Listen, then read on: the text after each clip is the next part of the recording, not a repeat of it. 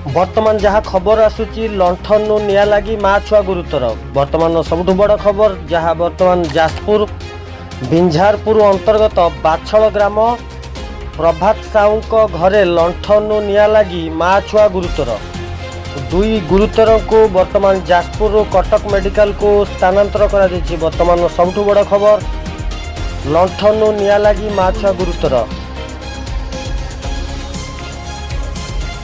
आमे पुणी थे अवगत आपण मानू कराऊँ जे कि बिंझारपुर थाना अंतर्गत बाछल ग्रामर प्रभात साहू घरे लंठन निया लगी माँ छुआ गुरुतर। बर्तमान से गुरुत्वपूर्ण खबर जहाँ जाजपुर जिला मुख्य चिकित्सालय भर्ती होई दुहे चिकित्सित हेउथुबा बेले अति गुरुतर हेबारु तांकु कटक बड़ मेडिकल स्थानांतर करा जायछि। बर्तमान से गुरुत्वपूर्ण खबर बाछल ग्रामर प्रभात साहू पत्नी मिताली साहू बयस 32 वर्ष और तांकर शिशु कन्या संतोषी साहू बयस 4 वर्ष बोली जहाँ बर्तमान सूचना आसूची दुहे कटक बड़ मेडिकल को स्थानांतर करा जायछि। बर्तमान से बड़ खबर लंठन लिया लगी माँ छुआ गुरुतर।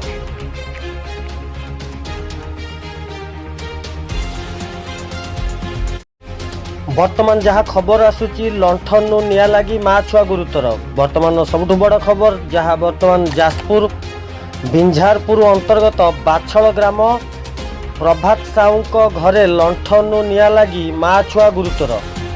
दुई गुरुतर को बर्तमान जाजपुर कटक मेडिकल को स्थानांतर कर। बर्तमान सबुठ बड़ खबर लंठन निया लगी माँ छुआ गुरुतर।